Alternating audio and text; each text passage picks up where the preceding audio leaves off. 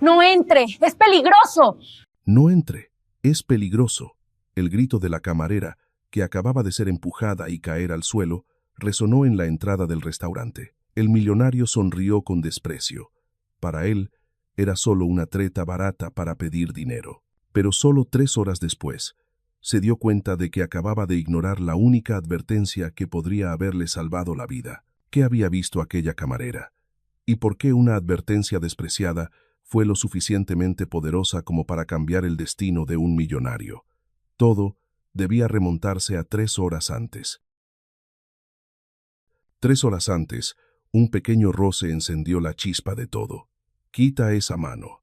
Ni toda tu vida junta podría pagar el daño de esta manga. La voz de Alejandro Mendoza, un exitoso empresario, sonó grave y fría como el metal chocando. Inmediatamente después, un empujón decidido, decisivo. No era el empujón de una ira descontrolada, sino el gesto de asco de un superior que se sacude un insecto que se atreve a posarse sobre él. El delgado cuerpo de Carmen Ruiz, la camarera, en su holgado uniforme, se tambaleó. Sus desgastados zapatos de tela resbalaron en el pulido escalón de mármol. La gravedad venció. Crack. El sonido de cristales rotos desgarró el ambiente de lujo. La bandeja de plata salió volando. Decenas de copas de champán chocaron entre sí, desintegrándose en una lluvia de fragmentos brillantes.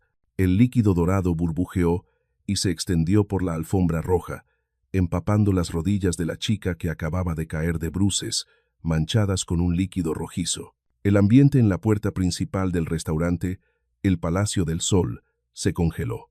La orquesta de cuerdas dejó de tocar. Las risas y conversaciones falsas se apagaron. Cientos de miradas se volcaron hacia los escalones. Los flashes de las cámaras parpadearon sin cesar, deslumbrantes, devorando con avidez la incómoda escena del desfavorecido. Alejandro estaba allí, erguido como un dios frío. Se ajustó el gemelo de diamantes, su hermoso rostro sin expresión, a pesar de que a sus pies había una persona en apuros. Carmen intentó apoyarse para levantarse. Los cristales le molestaban en la palma de la mano, pero los ignoró. Levantó sus ojos marrones, muy abiertos y llenos de pánico, para mirar al hombre de arriba, su aliento entrecortado.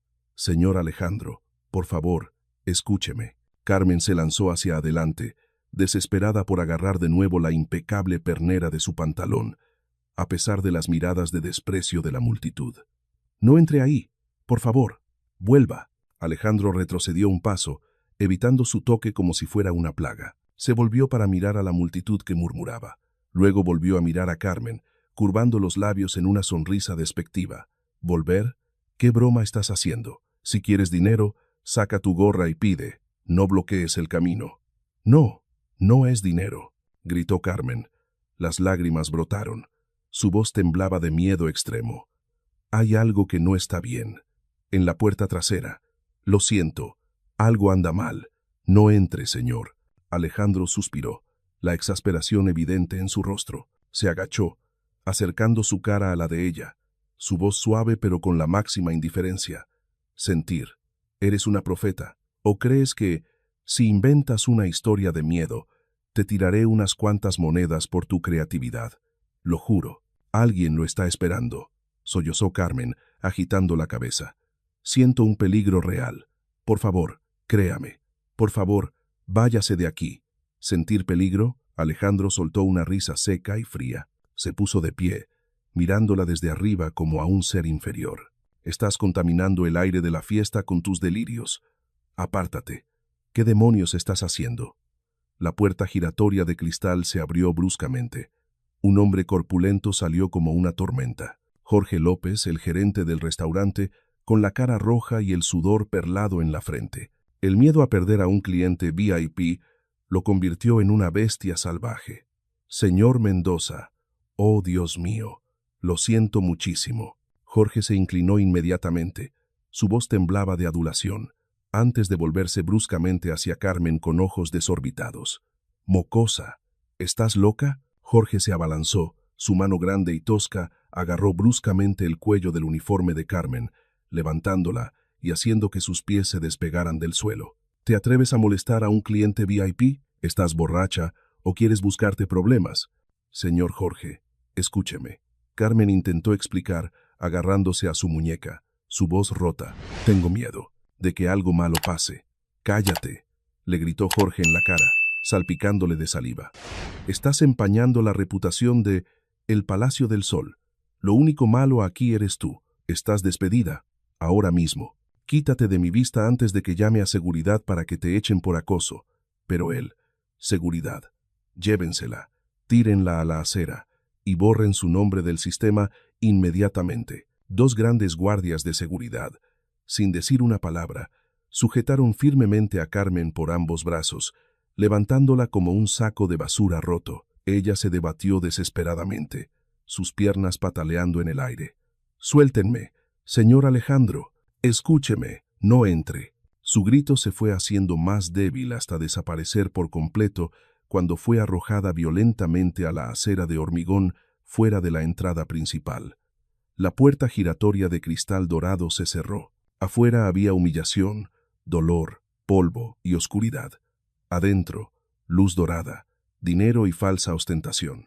A pocos pasos de allí, un joven camarero se escondía detrás de una columna de piedra. Mateo Sánchez, el joven camarero, apretaba con fuerza una bandeja vacía en sus manos, los nudillos blancos. Vio la mancha roja en la rodilla de Carmen, vio la injusticia extrema en sus ojos. Mateo quiso gritar, quiso salir corriendo para intervenir, pero la mirada penetrante de Jorge lo hizo estremecer. La imagen de su anciana madre en el hospital, esperando dinero para medicinas, apareció, ahogando su tierna valentía. Mateo bajó la cabeza, mordiéndose el labio hasta que sintió el sabor salado y retrocedió en silencio hacia la oscuridad. La cobardía pesaba sobre sus hombros como una roca. «Basta», dijo Alejandro, con tono de disgusto. Se sacudió la manga de nuevo, aunque no había ni una mota de polvo. «Limpien este desorden. No dejen que arruine mi música». «Sí, sí, señor. Ahora mismo». Jorge se apresuró a hacer un gesto a los guardias para que se llevaran a Carmen rápidamente. «Señor Alejandro, algo anda mal. No entre». Alejandro se quedó allí un segundo, ajustándose el cuello de la chaqueta. Se volvió hacia la multitud que lo miraba fijamente, mostrando una sonrisa social perfecta, la sonrisa de un empresario exitoso que nunca había conocido el fracaso. «Disculpen la pequeña molestia. Es solo alguien con problemas mentales». ¿Continúa la fiesta? Sonaron aplausos. La música jazz volvió a sonar, suave y engañosa. Alejandro se abrió paso hacia el brillante salón de cristal. Recogió una nueva copa de vino de un camarero. Su rostro recuperó su arrogancia habitual. Se llevó la copa a los labios, con la intención de tomar un sorbo para borrar el desagradable regusto, pero su mano se detuvo. La copa de vino se detuvo en el aire. Una corriente fría le recorrió la columna vertebral. Se coló por la tela de su camisa de seda, empapando hasta los huesos. No era el aire acondicionado. Era una sensación escalofriante y extraña. En su mente, la imagen de los ojos de esa chica se repetía una y otra vez. Ojos marrones muy abiertos, claros, llenos de lágrimas.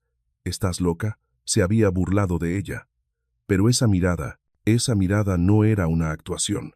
No había la codicia de quien pide dinero. No había el rencor de quien es despedido, y mucho menos la mirada de un loco desquiciado. Contenía un terror puro, una urgencia desgarradora. «Algo anda mal. No entre, señor». Alejandro bajó la copa de vino. No había bebido ni una gota, pero su garganta se secó de repente. Miró alrededor de la lujosa habitación, a los rostros que reían y brindaban. De repente, sintió que todo se volvía extrañamente frágil. La intuición de un superviviente en el mundo de los negocios le advirtió: algo anda mal. Desde el entresuelo, fuera de la deslumbrante luz del candelabro, un hombre se apoyaba en la barandilla de bronce, girando suavemente una copa de vino tinto oscuro. Diego Mendoza, el hermano de Alejandro, vestía un traje oscuro, su rostro similar al de Alejandro, pero sus ojos más estrechos, más profundos, como los ojos de un buitre acechando. Lo había observado todo, desde la caída, la humillación, el grito de advertencia de la chica, hasta la inusual detención de Alejandro en este momento. La comisura de los labios de Diego se curvó, una sonrisa que no llegaba a sus ojos. Con calma, sacó su teléfono de última generación del bolsillo interior de su chaqueta. Su pulgar se deslizó rápidamente por la pantalla táctil. La luz azul se reflejó en su rostro frío. Escribió un mensaje, corto, decisivo. La chica ha visto algo. Hay que aclararlo. Presionó enviar. La pantalla se apagó, dejando su sonrisa sumergida en la oscuridad. Una tragedia de la élite, una de las historias de millonarios más intensas, acababa de ser provocada. Diego guardó su teléfono. Se ajustó la sonrisa y bajó la escalera curva, mezclándose con la multitud como un tiburón deslizándose en aguas conocidas. Abajo, en el gran salón, Alejandro seguía allí. La copa de vino en su mano se había calentado, pero el nivel no había disminuido. La música jazz, el tintineo de las copas, las risas y conversaciones falsas, todo de repente se volvió ruidoso y molesto de forma ilógica. Se sintió sofocado. La imagen de la chica siendo arrastrada seguía rondando su mente como una película defectuosa. «Vamos, hermano, ¿por qué estás ahí parado como un alma perdida?» Diego apareció, dándole una palmada en el hombro a Alejandro. Chasqueó los dedos, indicando al camarero que trajera una botella de vino muy diferente a las que se servían en general. La etiqueta de la botella cubierta de polvo del tiempo, un inestimable Grand Cru. «Abre esta botella», ordenó Diego, sin apartar la vista de Alejandro, solo para el anfitrión de la fiesta. El líquido rojo oscuro fue vertido en la copa. Diego levantó su copa, sus ojos brillaron intensamente. «Feliz cumpleaños, esta noche es tuya. No dejes que el pequeño incidente de antes te arruine el humor. Bebe, brindemos por el Imperio Mendoza». Alejandro levantó la copa por reflejo. El fuerte aroma del vino le llegó a la nariz, pero justo cuando el borde de la copa tocó sus labios, sus ojos se encontraron accidentalmente con las gotas de sudor en las sienes de Diego, a pesar de que el aire acondicionado en el salón estaba al nivel más frío. La mano de Diego que sostenía la copa de vino temblaba ligeramente, muy leve, pero para alguien que había crecido con él, tan familiarizado con cada gesto de su hermano como Alejandro, eso no podía ocultarse. ¿Por qué Diego estaba tenso? ¿Por qué sus ojos revoloteaban constantemente por el salón de la fiesta y luego se clavaban en su garganta como si esperara que tragara este líquido? «¿No vas a beber?», Diego instó. Su sonrisa se endureció, su voz con un extraño matiz de prisa. «Y recuerda quedarte hasta el final. He preparado un espectáculo de fuegos artificiales especial a las 12 en punto de la noche. No puedes faltar. Algo anda mal. No entre, señor». La desesperada advertencia de la camarera resonó de repente en la mente de Alejandro, disipando su vacilación. El instinto de supervivencia, el que le había ayudado a detectar riesgos en el mundo de los negocios, de repente gritó con fuerza: «Vete de aquí». Alejandro bajó la copa de vino a la mesa. Un clic decisivo. «Lo siento, Diego», dijo, su voz tranquila pero con una mirada fría, sin volver a mirar la copa de vino.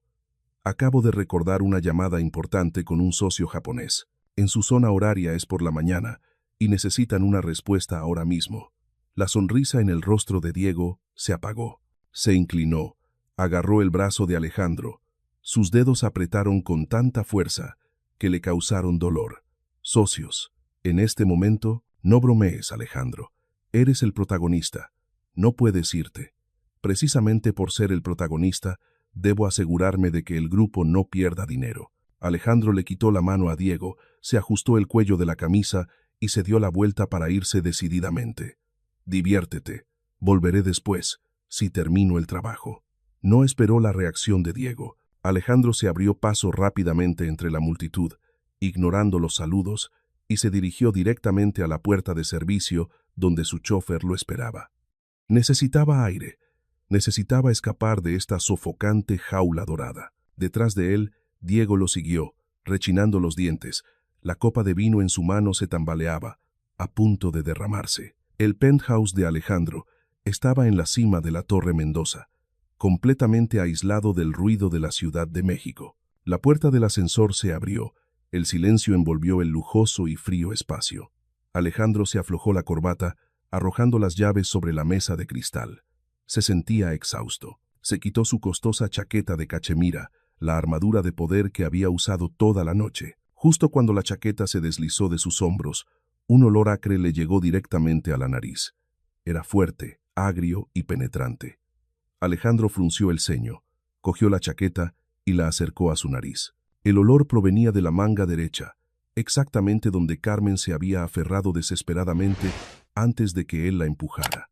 No era olor a alcantarilla, no era olor a basura ni a comida en mal estado, como él se había burlado de ella.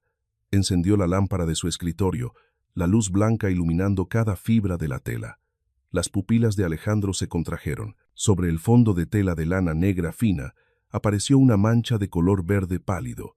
No se absorbía en la tela como el agua, sino que se había secado y formado una costra en la superficie.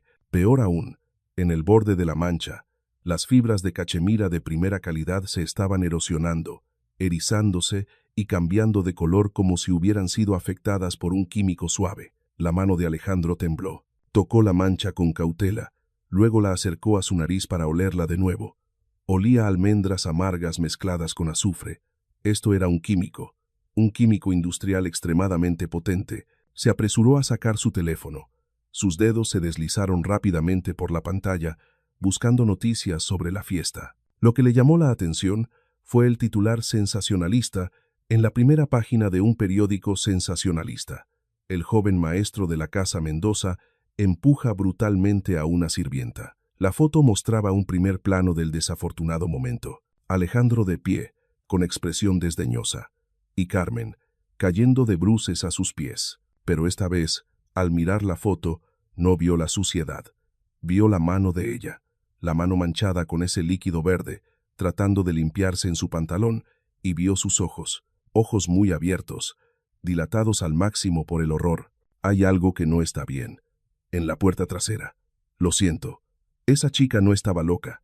Había tocado esto. Lo había olido en la puerta trasera, donde Diego y sus secuaces solían ir, y sabía que significaba algo malo. Alejandro dejó caer la chaqueta al suelo. Un escalofrío le recorrió la espalda, esta vez más gélido que nunca. Un recuerdo olvidado durante 5 años resurgió con fuerza como un monstruo. El incendio en el almacén número 7, esa noche, al inspeccionar el lugar antes del incidente, también había olido este olor acre y agrio flotando en el aire.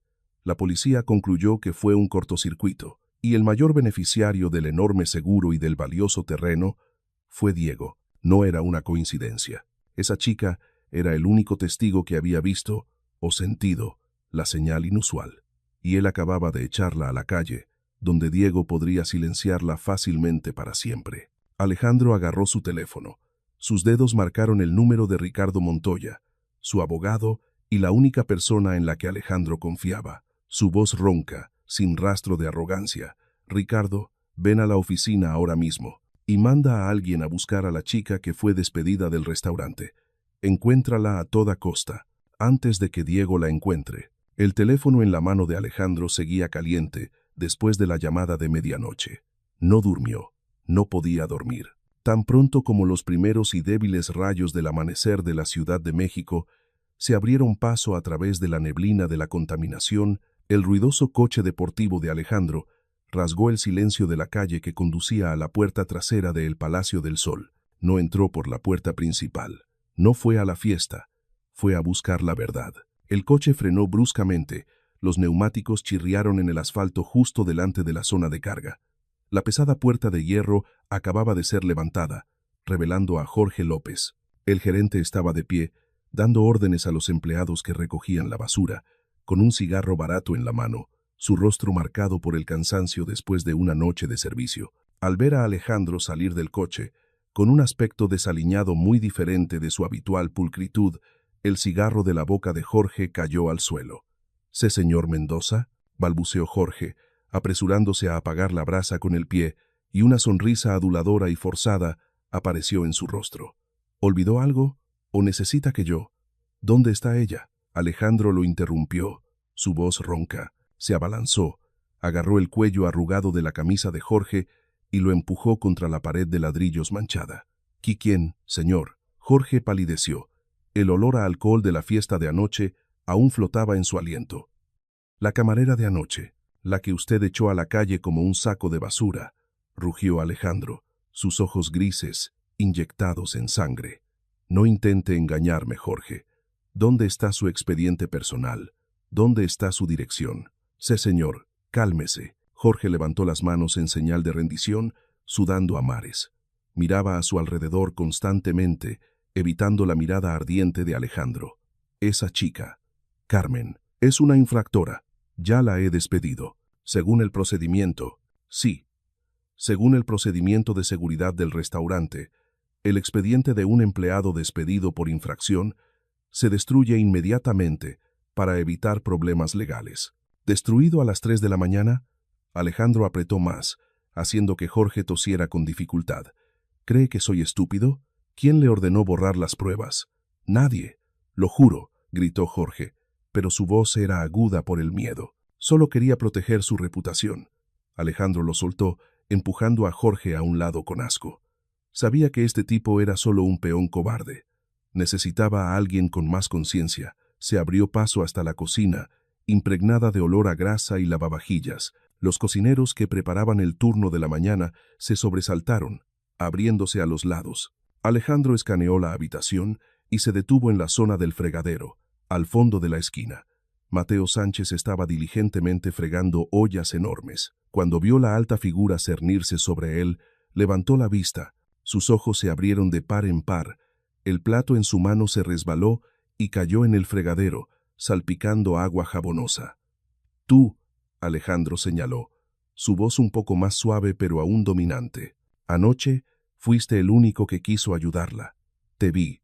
Mateo tembló, retrocediendo hasta que su espalda tocó el frío estante de acero inoxidable. Miró a Jorge, que asomaba por la puerta con una mirada amenazante, y luego a Alejandro. «Yo no sé nada, señor. Necesito este trabajo. No te despediré».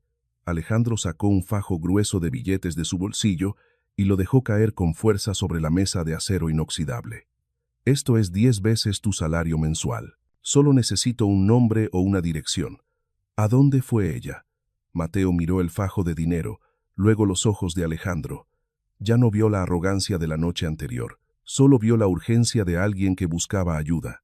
Mateo tragó saliva, miró rápidamente hacia la puerta y susurró. Su voz temblaba. Ella no volvió a casa. No se atrevió a volver. ¿Por qué? Por ese tipo. Mateo se estremeció. Justo después de que usted se fuera, un hombre tatuado, con una cicatriz en la cara, la estaba esperando en la puerta trasera. Le bloqueó el paso a Carmen. Yo me escondí detrás de un cubo de basura y escuché. ¿Qué escuchaste? Alejandro se inclinó, conteniendo la respiración. Él dijo, si has olido algo, mantén la boca cerrada. De lo contrario, tu vieja en el barrio marginal de las afueras no estará a salvo esta noche. Mateo sollozó. Carmen lloró y suplicó. Luego se echó a correr. Dijo que tenía que llevarse a su abuela de inmediato. «¿Ese hombre?», preguntó Alejandro con insistencia. «¿Tenía algún tatuaje especial?» «Una cabeza de lobo», susurró Mateo. «Una cabeza de lobo roja y ardiente en el cuello». Alejandro se enderezó. Carlos el Lobo Ramírez, el leal secuaz de Diego. Sin decir una palabra más, Alejandro salió de la cocina, dejando el fajo de dinero y las miradas aturdidas. Sacó su teléfono y llamó a Ricardo Montoya. «Tu oficina. Ahora mismo. Llevo pruebas». 30 minutos después, en la oficina del abogado en el piso más alto de la torre financiera, la tensión era palpable. Ricardo Montoya se ajustó las gafas, mirando atentamente la chaqueta de cachemira negra extendida sobre la mesa de caoba de su escritorio. Con unas pinzas de metal, tomó cuidadosamente una fibra de la mancha verde pálido y la colocó bajo un microscopio especializado. El olor acre aún flotaba en el aire acondicionado frío. «¿Estás seguro, Alejandro?», preguntó Ricardo sin levantar la cabeza. Su voz era grave y serena, pero su mano que sostenía las pinzas se detuvo ligeramente. «Ojalá me equivocara, Ricardo». Alejandro estaba junto a la ventana de cristal, mirando la pequeña ciudad de abajo, con las manos entrelazadas. «Esa mancha, ese olor, es exactamente lo que apareció en el incendio del almacén hace 5 años. En ese momento, la policía dijo que era una fuga de productos químicos de limpieza que causó un cortocircuito.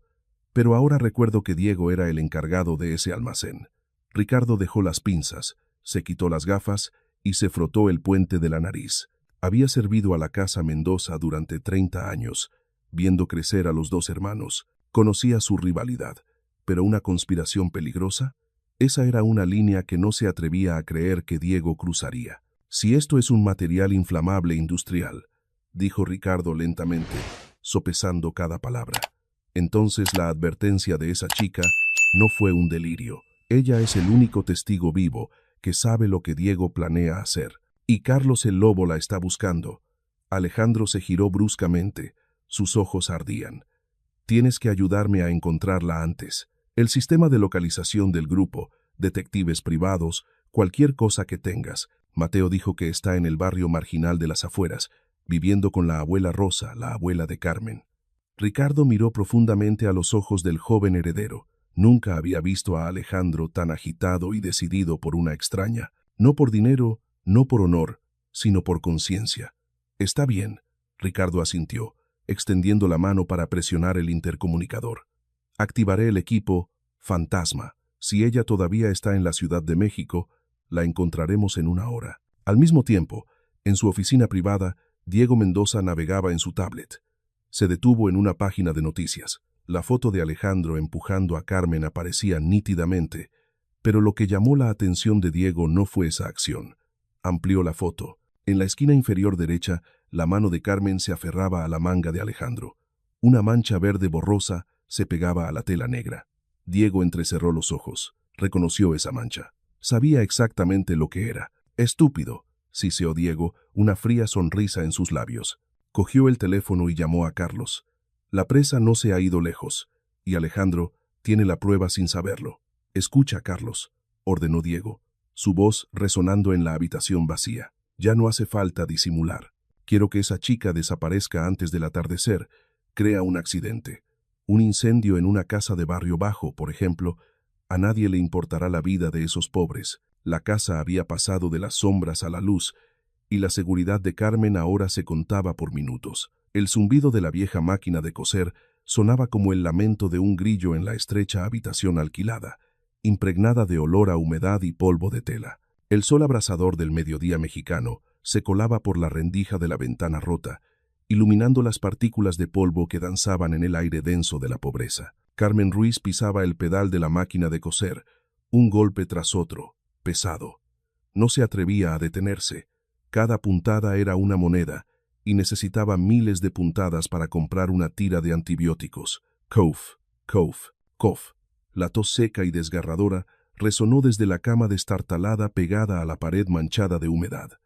La abuela Rosa yacía allí, acurrucada bajo una fina manta raída. La fiebre alta le había enrojecido el rostro, y su respiración era un jadeo como si alguien le apretara los pulmones.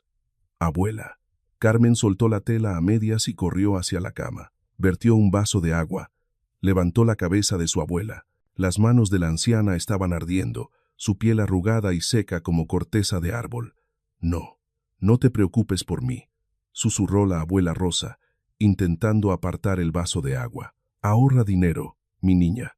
Tienes que irte de aquí. No me iré a ningún sitio, sollozó Carmen, las lágrimas rodando por el dorso de la mano de su abuela. Conseguiré suficiente dinero. Iremos al hospital. Hoy mismo, mintió. En su bolsillo solo quedaban unas pocas monedas. El hospital público se había negado a atender a su abuela porque no tenía seguro, y el hospital privado era un lujo inalcanzable de otro mundo, el mundo de gente como Alejandro Mendoza. La humillación de la noche anterior volvió a invadirla, oprimiéndole el corazón. Recordó la mirada despectiva de él, ese empujón decisivo. Se había arriesgado a advertirle, y a cambio recibió el desprecio y la amenaza de Carlos. Clink. Un sonido extraño resonó desde el callejón. Carmen se sobresaltó. Corrió a la ventana, asomándose por la rendija de la cortina de tela basta. El estrecho callejón que conducía al barrio marginal, donde normalmente solo se oían los llantos de los niños y los ladridos de los perros, ahora estaba inquietantemente silencioso. Los vecinos se apresuraban a cerrar puertas y correr cortinas, como si huyeran de una tormenta inminente. Al final del callejón, un hombre musculoso se acercaba lentamente. Llevaba una camiseta sin mangas que mostraba sus voluminosos bíceps, y en su cuello un tatuaje de una cabeza de lobo roja y ardiente mostrando los colmillos. Carlos el Lobo Ramírez.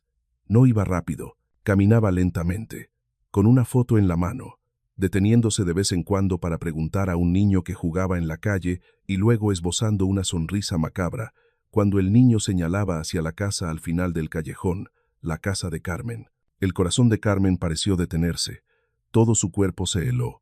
La había encontrado. El peligro había llamado a su puerta. Se volvió para mirar a la abuela Rosa, que estaba inconsciente. No podía huir, no podía dejarla atrás. La desesperación se transformó en un horror paralizante. Carmen retrocedió, tropezó con la pata de la mesa de coser y cayó sentada al frío suelo de tierra. Se tapó la boca para no gritar. Las lágrimas brotaban desesperadamente. Ya puedes adivinar lo que pasó. ¿Alguien escuchará su silencioso grito de ayuda? Justo cuando Carlos estaba a pocos pasos de la puerta de madera podrida, otro sonido resonó, ahogando el ominoso ruido de los pasos. El rugido de un motor potente, suave pero con autoridad. Una ambulancia privada, blanca, moderna y tan impecable que desentonaba en el barrio marginal, giró inesperadamente en el estrecho callejón, bloqueando la vista de Carlos. Detrás de ella, dos todoterrenos negros y relucientes, con los cristales tintados, irradiaban una autoridad inviolable. La puerta de la ambulancia se abrió. Un equipo médico profesional, vestido de azul, bajó rápidamente. Al frente, el doctor Javier Soto, un médico anciano con rostro bondadoso pero serio, y la enfermera María García. No llamaron a la puerta. La empujaron y entraron como ángeles enviados del cielo. «Señorita Carmen Ruiz», preguntó el doctor Soto, su voz grave y urgente. «Hemos venido a buscar a la señora Rosa. Todos los trámites han sido arreglados». Carmen los miró aturdida. Luego miró por la ventana. Carlos se había detenido. Estaba apoyado en la pared de enfrente, con los ojos inyectados en sangre, mirando fijamente la extraña caravana. Carmen no entendía lo que estaba pasando. ¿Quién los había llamado? ¿Quién tenía el poder suficiente para enviar un equipo como este a este rincón olvidado? «Vamos, muchacha. No queda mucho tiempo», dijo la enfermera María, ayudando suavemente a la abuela Rosa a subir a la camilla, con movimientos profesionales y amables. Carmen los siguió hasta el coche, con las piernas temblorosas. Al pasar junto al SUV negro aparcado justo al lado de la puerta, sintió una mirada penetrante a través de los cristales oscuros. No pudo ver a la persona sentada dentro, pero su intuición le dijo que esa persona la estaba observando cada uno de sus movimientos, cada lágrima en su rostro. Una protección invisible pero abrumadoramente poderosa. Desde el asiento del conductor del SUV, Alejandro apretaba el volante hasta que sus nudillos se pusieron blancos. A través del cristal unidireccional, vio a Carlos el Lobo. El secuaz no se fue. Se acercaba sigilosamente a la ambulancia, su mano derecha metida en el bolsillo de su holgada chaqueta. Sus ojos no miraban a Carmen, sino que estaban fijos en el tanque de oxígeno sujeto al costado de la camilla. Sacaba un objeto metálico brillante. Alejandro contuvo la respiración. Conocía esa mirada. Era la mirada de alguien que había recibido la orden de liquidar. La puerta del SUV se abrió ligeramente. La fría luz del objeto metálico se reflejó en el cristal del coche, cruzando la visión de Alejandro como un rayo que presagiaba algo ominoso. No había tiempo para cálculos. Carlos el Lobo ya no se escondía. Se dio cuenta de que la ambulancia estaba a punto de ponerse en marcha. Con la ferocidad de una bestia acorralada, rugió salvajemente y se abalanzó directamente sobre el personal médico que rodeaba la camilla. «¡Quieta! Perra, ¿crees que te vas a escapar?», agitó la mano. Un ladrillo medio roto fue arrojado con fuerza contra la ventana de cristal de la sastrería de al lado para causar caos. Crash. El sonido de cristales rotos hizo que todos se sobresaltaran, gritando en pánico. El equipo médico se detuvo por instinto, agrupándose para proteger al paciente, pero ese acto creó inadvertidamente una peligrosa brecha. Carmen, de pie junto a la puerta de la ambulancia, se giró bruscamente. Vio a Carlos abalanzándose, el objeto metálico afilado dirigido directamente al tanque de oxígeno unido a la camilla de la abuela Rosa. Su objetivo no era atacar al azar, sino crear un incidente o interrumpir la vida de la anciana para amedrentarla. En ese momento de vida o muerte, el miedo extremo se transformó de repente en una loca valentía. En lugar de subir corriendo a la ambulancia, Carmen se lanzó hacia atrás. Abrió los brazos, usando su delgado cuerpo como un escudo humano para proteger a su abuela inconsciente. Cerró los ojos con fuerza, esperando que el frío objeto metálico la tocara. «No toques a mi abuela». Su grito desesperado se perdió en el silbido del viento. ¡Bum! Ningún objeto afilado la tocó.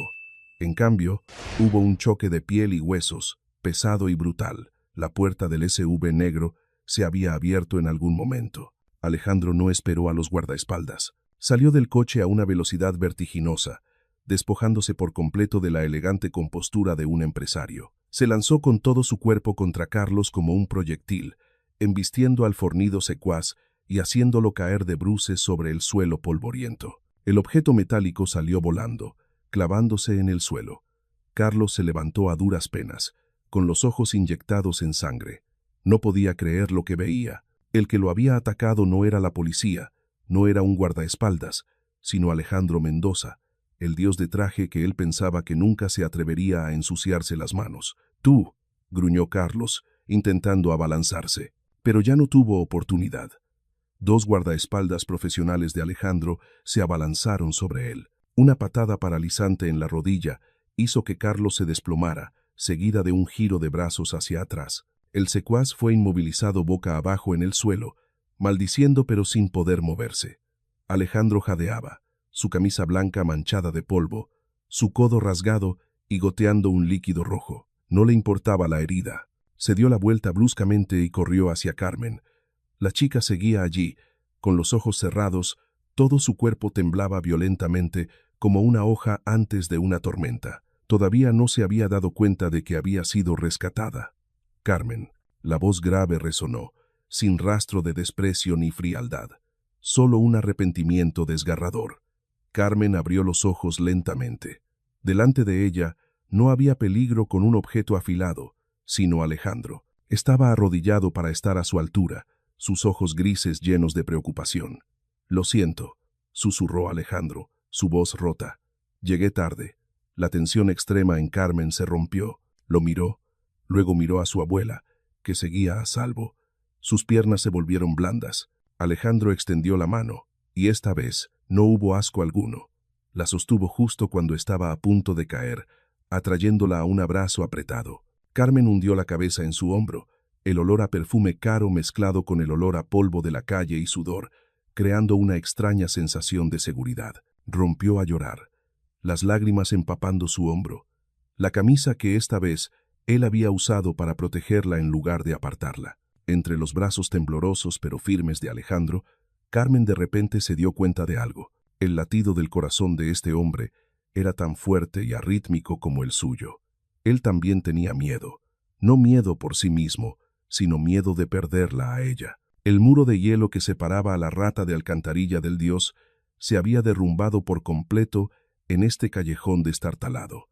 Alejandro la soltó, pero aún la sujetaba firmemente por los hombros para tranquilizarla. Hizo una señal al médico para que llevara a la abuela Rosa y a Carmen al coche de inmediato.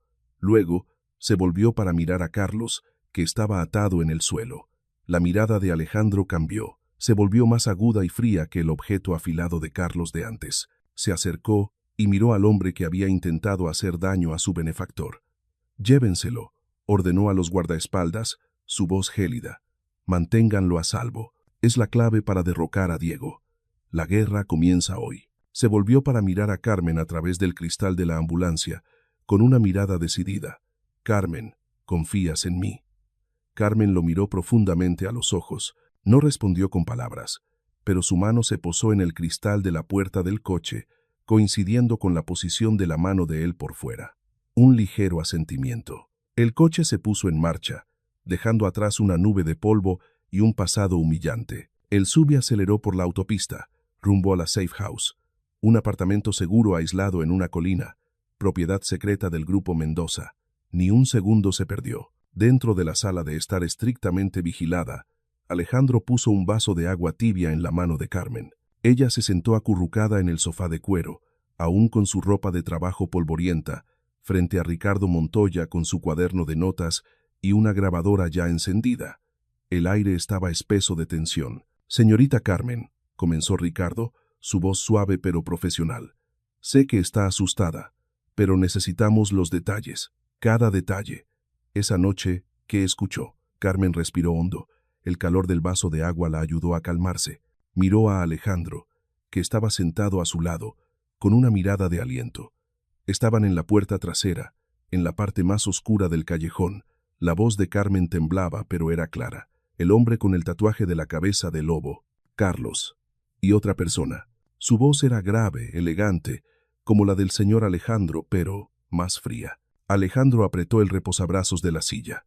Diego, ¿qué dijo?, preguntó Ricardo con insistencia.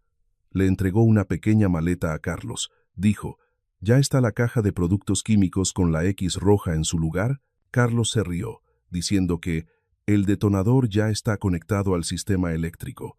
Luego mencionaron el accidente del almacén número 7. El hombre elegante dijo que este incidente sería el más hermoso espectáculo de fuegos artificiales para despedir a su estúpido hermano menor. Alejandro cerró los ojos. La cruda y cruel verdad era peor de lo que había anticipado. No solo era una conspiración, sino una destrucción total para borrar rastros, sin importar la seguridad de cientos de invitados. Y ese olor. Carmen se estremeció. Su mano instintivamente fue a su nariz. Cuando Carlos abrió la maleta para mostrársela, un olor agrio y penetrante se elevó, como ácido mezclado con almendras quemadas. Se me pegó a la mano cuando toqué accidentalmente la puerta de hierro donde estaban. Ricardo apagó la grabadora, se quitó las gafas y asintió a Alejandro en señal de confirmación. Suficiente. Esta declaración coincide perfectamente con el resultado del análisis de la mancha en tu chaqueta y el expediente del incendio de hace años. Tenemos un testigo, tenemos pruebas materiales indirectas, ahora necesitamos pruebas materiales directas de Carlos. Alejandro se levantó y se dirigió a la ventana de suelo a techo que daba a la ciudad iluminada. Ricardo, encárgate de la parte legal y de Carlos. Necesito ir a ver a alguien. ¿A quién? Al padre Miguel, el que mejor conoce a Carmen. Él es el que mejor la conoce. Necesito estar seguro de a quién estamos protegiendo y necesito encontrar mi conciencia. 30 minutos después, Alejandro estaba en la vieja iglesia de las afueras. El padre Miguel le entregó un cuaderno gastado, el que Carmen había perdido al huir de la pensión. No era un diario de quejas sobre la pobreza. Era un cuaderno de autoaprendizaje médico, escritas con pulcra letra. Las notas registraban los síntomas de la enfermedad de la abuela Rosa, medicinas baratas que podían sustituir a las caras y sueños garabateados de convertirse en médica para curar a los pobres. Alejandro pasó las páginas. Sus lágrimas cayeron sobre las palabras. La había llamado rata de alcantarilla, mientras que su alma era más brillante que cualquier diamante que él hubiera poseído. ¿Ya puedes adivinar lo que pasó? ¿Quién era la persona realmente pobre en esta historia? ¿El que tenía miles de millones pero un alma vacía, o la chica sin nada pero con un corazón compasivo? El teléfono de Alejandro vibró. Era un mensaje de Ricardo. Enciende la televisión, inmediatamente. En la gran pantalla de la sala de la Safe House, el noticiero en horario estelar se emitía en directo. Diego Mendoza estaba delante de una multitud de cámaras. Su rostro mostraba una extrema tristeza. «Señoras y señores», dijo Diego, con voz falsa y entrecortada, «nuestra familia está pasando por un gran shock. Mi hermano, Alejandro, ha sido manipulado por una persona malintencionada. Esta chica, Carmen Ruiz, es en realidad miembro de un grupo de extorsionadores profesionales. Ella escenificó la caída, usando su encanto para seducir a mi hermano y apoderarse de los activos del grupo. Mostró un expediente falsificado. Tenemos pruebas de que robó documentos confidenciales. Por la seguridad del grupo Mendoza, me veo obligado a pedir a la policía que emita una orden de arresto contra Carmen Ruiz de inmediato». Carmen dejó caer el vaso de agua que tenía en la mano.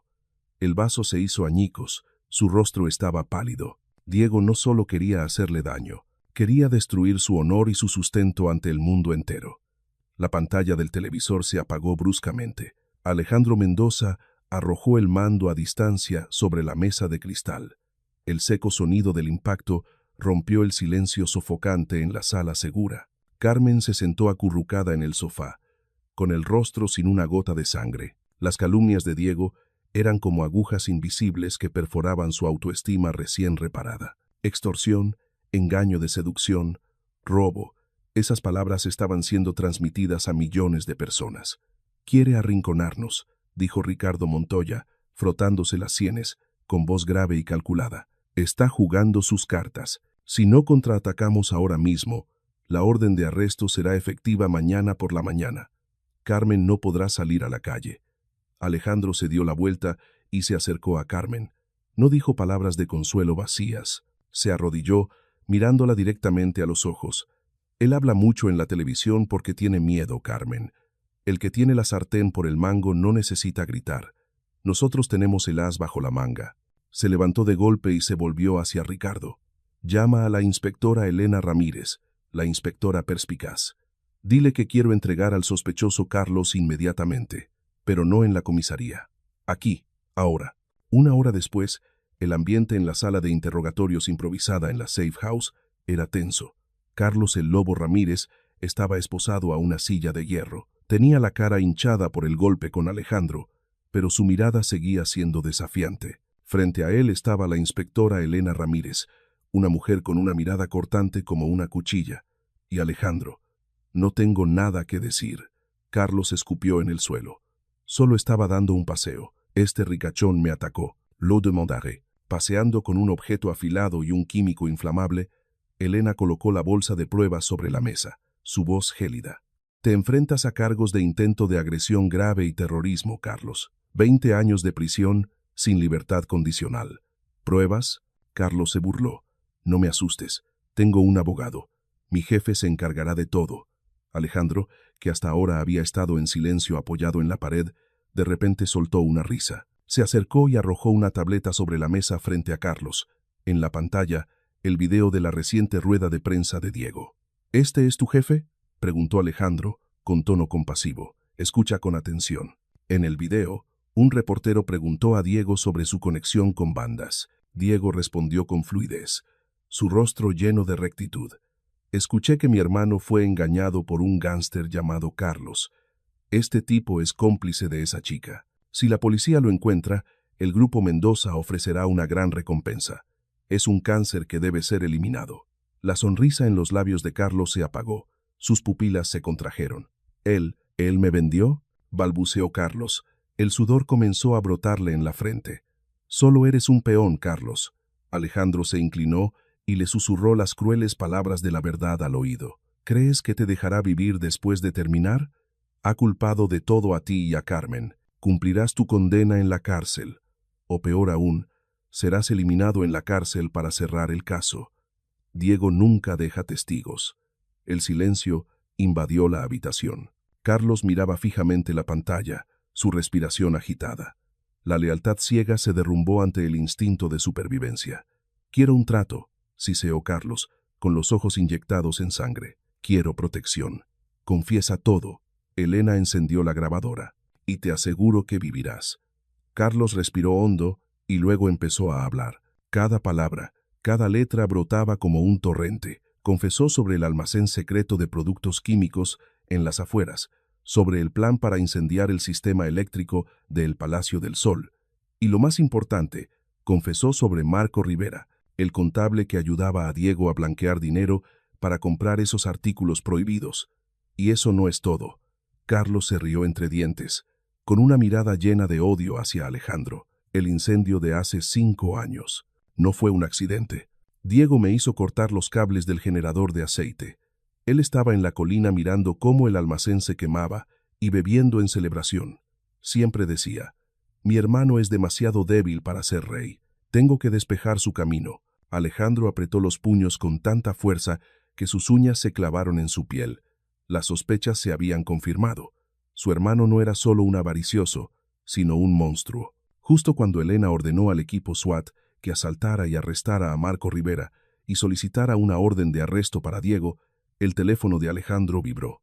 Era un mensaje de Diego. Sé lo que estás haciendo, pero llegas un paso tarde. Ven a mi oficina solo. Si veo la sombra de la policía, el corazón del Grupo Mendoza dejará de latir para siempre. Alejandro miró a Ricardo y Elena. Sabía que Diego no bromeaba. Había activado el plan final. La puerta de la oficina del presidente en el piso más alto de la Torre Mendoza se abrió de golpe. Alejandro entró, solo, tal como se le había pedido. La amplia habitación estaba sumida en la oscuridad. Solo la luz azul parpadeante de una enorme pantalla de computadora en la pared iluminaba el rostro de Diego. Estaba sentado en una silla de cuero, girando un pequeño control remoto, su expresión tan serena que era escalofriante. Afuera, el sonido de las sirenas de la policía resonaba desde el suelo, pero a esta altura era solo como el zumbido de un mosquito. A tiempo, hermano. Diego sonrió, pero sus ojos estaban vacíos. Te subestimé. No esperaba que encontraras a Carmen y a Carlos tan rápido. Se acabó, Diego, dijo Alejandro, su voz fría, sus ojos fijos en el dispositivo en la mano de su hermano. La policía está rodeando el edificio. Marco Rivera ha revelado el flujo de dinero. Carlos ha confesado el incendio. No tienes salida. ¿Salida? Diego soltó una carcajada. El sonido resonó en el espacio vacío. Se levantó y señaló la gran pantalla. En ella, una imagen en directo del centro de datos del grupo, donde se guardaba toda la información financiera, secretos comerciales y datos de clientes. En la zona de los servidores centrales, un bloque de material inflamable estaba firmemente unido al sistema de refrigeración. La luz roja del temporizador parpadeaba. «No necesito una salida», rugió Diego, su rostro desfigurado por la ira. «Si yo no puedo tener el Grupo Mendoza, nadie lo tendrá. Con solo soltar mi dedo de este botón, o si me esposan, ¡boom!, este imperio volverá a la edad de piedra. Serás el presidente de un montón de cenizas. Estás loco». Alejandro dio un paso adelante. «No te muevas», gritó Diego, presionando ligeramente el botón con el pulgar. «Quiero un helicóptero en la azotea, en 15 minutos, y quiero que firmes los papeles para transferir todas las acciones a un fondo fiduciario extranjero. Ahora mismo». Alejandro se quedó quieto.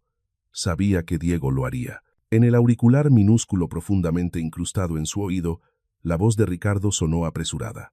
«El equipo de desactivación de materiales inflamables está en el centro de datos. No pueden desconectar el circuito manualmente. Tiene una trampa antidesmontaje. Necesitamos el código de desactivación. Solo Diego lo sabe». Alejandro miró fijamente a su hermano. No usó la fuerza. Usó el arma más poderosa que acababa de aprender de Carmen, la empatía. «Siempre dijiste que eras mejor que yo», dijo Alejandro, bajando la voz, sin rastro de desafío. «Dijiste que lo merecías más, pero mira lo que estás haciendo. Estás destruyendo el legado de papá, el hombre al que siempre quisiste demostrar tu valía. Cállate. Ese viejo nunca me miró», gritó Diego, con la mano temblorosa. «Siempre fuiste tú, Alejandro el perfecto, Alejandro el genio. Yo solo era el hijo bastardo. Por eso usaste mi fecha de nacimiento como contraseña». La pregunta de Alejandro dejó a Diego aturdido por un instante. «¿Qué?» Carmen lo oyó. Mintió Alejandro, pero su voz era firme como una roca. «Ella dijo que siempre estuviste obsesionado conmigo.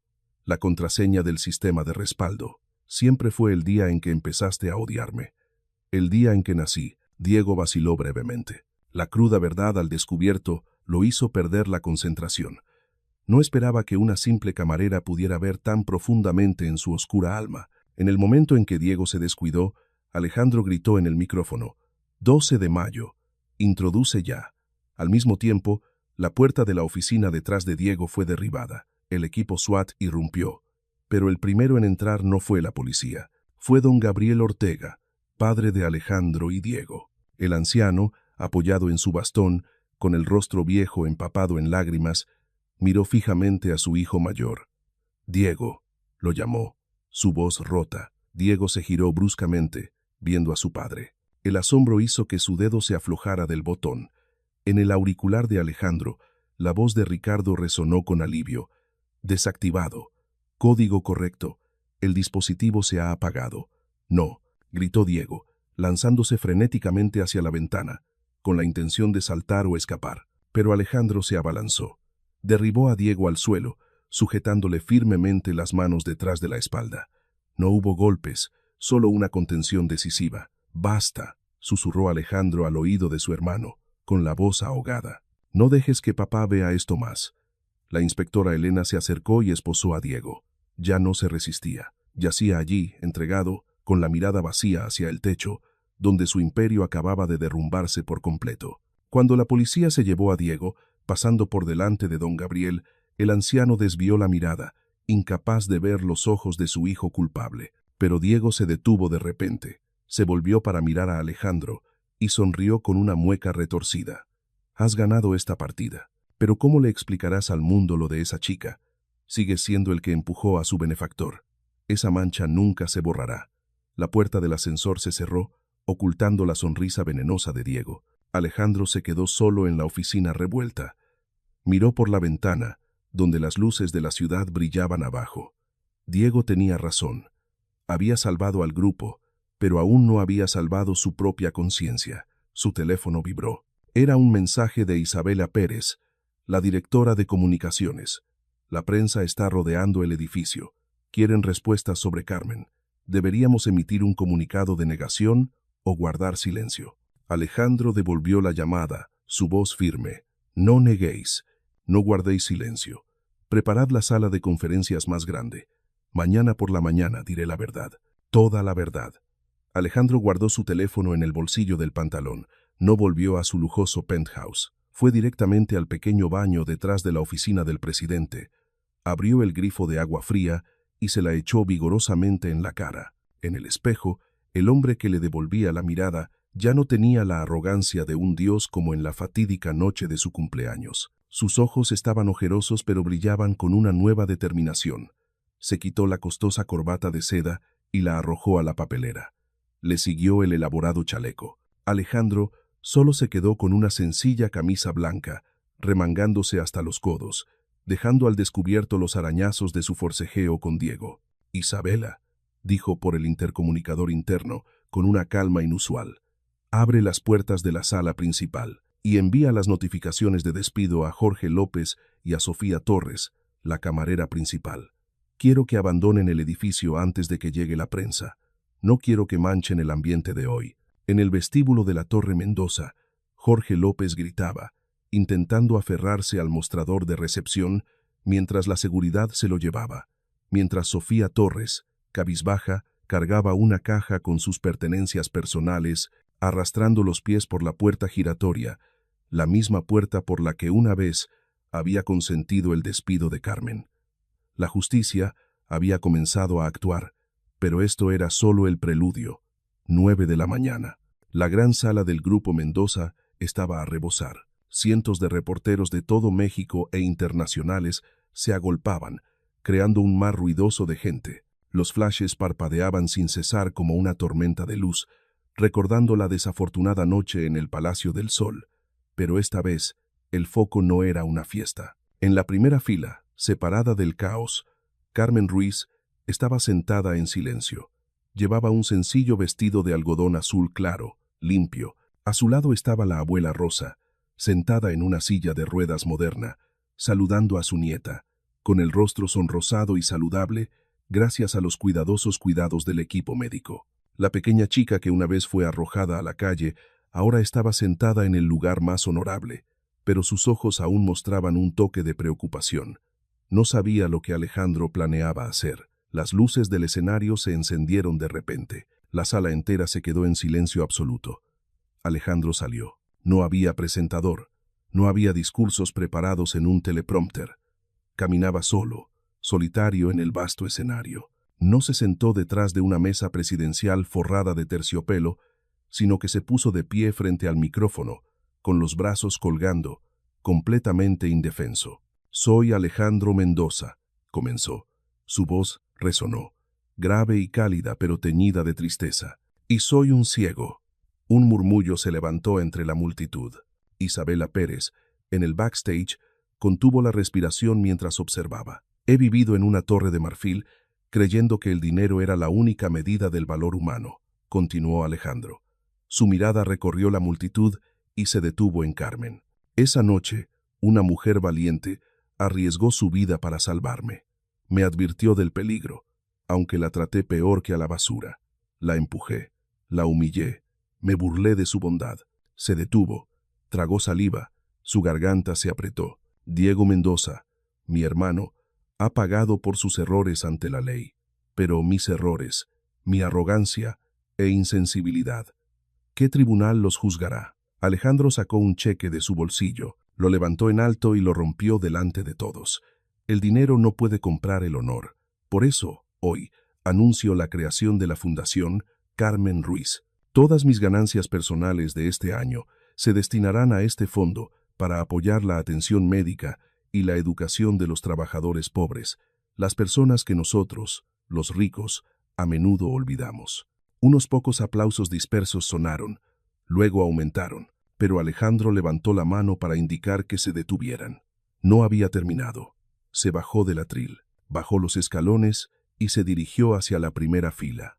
Los guardaespaldas intentaron intervenir para contener a la multitud, pero Alejandro les hizo una señal para que retrocedieran. Fue directamente hacia Carmen. La distancia entre ellos era de solo unos pocos palmos. Carmen lo miró, sus grandes ojos marrones llenos de lágrimas, su corazón latiendo con fuerza.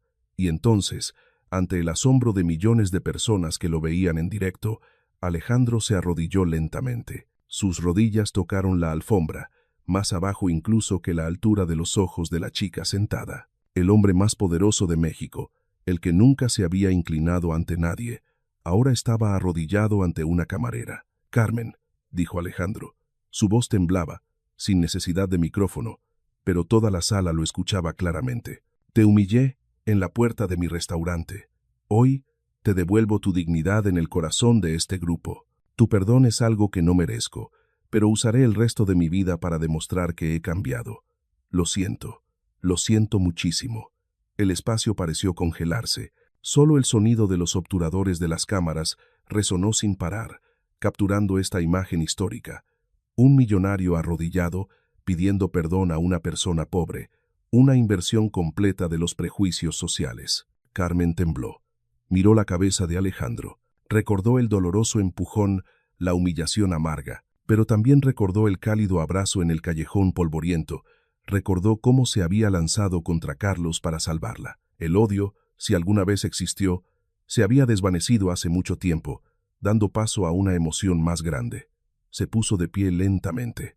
Carmen no dijo palabras floridas. Con suavidad, llevó sus manos endurecidas, las manos que él había apartado una vez, y las posó en sus hombros. «Levántese, Alejandro», susurró, su voz ahogada pero indulgente. «Sus rodillas no deben tocar el suelo por un error del pasado. Usted salvó a mi abuela. Usted me salvó a mí. Estamos a mano». Usó su pequeña fuerza para ayudarlo a levantarse. Alejandro levantó la cabeza, mirándola profundamente a los ojos. En el momento en que sus manos se tocaron, una cálida corriente de emoción se extendió, borrando todas las barreras de clase, todos los viejos rencores. Alejandro se puso de pie, pero no soltó la mano de Carmen. Sostuvo esa pequeña mano con la suya, no como un benefactor, sino como un hombre que sostenía la única esperanza de su vida. Sus miradas se encontraron, olvidándose del mundo ruidoso a su alrededor. ¿Qué crees que pasará entre ellos ahora? ¿Una amistad o el comienzo de un amor que trasciende todos los prejuicios? Isabella Pérez le entregó rápidamente el micrófono a Carmen. La multitud contuvo la respiración esperando que la víctima hablara. Carmen respiró hondo, miró a Alejandro, luego se volvió hacia la multitud de cámaras. Su voz era clara, resonando por todo el salón. «El señor Alejandro no solo me ha devuelto el honor, sino también la fe en la bondad y la justicia. Hoy, la historia de la camarera y el millonario termina». Hizo una pausa. Se volvió para sonreír a Alejandro, la sonrisa más radiante que él había visto. Pero la historia de Alejandro y Carmen quizás acaba de comenzar. Los aplausos aún resonaban cuando Alejandro hizo una señal a la multitud para que guardara silencio. No dejó que este momento emotivo pasara sin sentido. «Aquí mismo declaro la creación de la Fundación Carmen Ruiz», dijo Alejandro en voz alta, sin soltar la mano de Carmen. «Todos mis beneficios personales de este año se destinarán al fondo para apoyar becas médicas y costos de tratamiento para los pobres. Y mi primera decisión como nuevo presidente: despedir a Jorge López y Sofía Torres permanentemente del sistema Mendoza por ocultar actos ilícitos y maltratar a los empleados». En un rincón de la sala, Jorge López se desplomó en su asiento, con el rostro sin una gota de sangre, al ver a la policía acercarse a él. Un año después, las puertas de la Facultad de Medicina de la Ciudad de México se abrieron de par en par bajo el sol de la mañana. Carmen salió, radiante con su inmaculada bata blanca, con un grueso libro de texto en la mano. Ya no era la camarera tímida de antaño. Su caminar era seguro, sus ojos brillaban con conocimiento. La profesora Sofía Morales, la catedrática más exigente de la facultad, sonrió y asintió a su alumna más brillante. Al otro lado de la calle, la abuela Rosa, sentada en una moderna silla de ruedas eléctrica, saludaba a su nieta, con el rostro sonrosado y saludable, gracias a la atenta atención del equipo médico. La vida había cambiado, pero no por arte de magia, sino por el esfuerzo y la bondad. Alejandro también había cambiado. Transformó el Grupo Mendoza de una fría máquina de hacer dinero en un grupo pionero en responsabilidad social. Las fiestas extravagantes y sin sentido fueron reemplazadas por proyectos comunitarios. Él y Sofía Ramírez, la exnovia de Alejandro, se habían despedido amigablemente con un café, cuando ella se dio cuenta de que el hombre que tenía delante ya no compartía los mismos valores de vida. Esa noche, el salón de baile del hotel de 5 estrellas más lujoso de la ciudad volvió a iluminarse, pero no para una fiesta de cumpleaños llena de intrigas. Era la noche de la gala benéfica anual de la Fundación Carmen Ruiz. Alejandro estaba al pie de la escalera, vestido con un elegante smoking negro. Levantó la vista. Carmen apareció. No llevaba joyas de diamantes caras. Llevaba un sencillo pero elegante vestido de noche azul noche, que realzaba su belleza madura y sofisticada. Bajó las escaleras sin el miedo de un alma perdida. Este era su lugar, no porque fuera rica, sino porque era el alma de esta fiesta. Alejandro se acercó y extendió la mano, no para apartar, no para empujar. ¿Me concede este baile, futura doctora?, preguntó, con un cálido brillo en los ojos. Carmen se rió, poniendo su mano en la de él. Solo si promete no pisarme, señor presidente. La orquesta de cuerdas tocó un suave vals. Alejandro llevó a Carmen al centro de la pista de baile. Las luces de cristal brillaban en sus ojos. Giraron.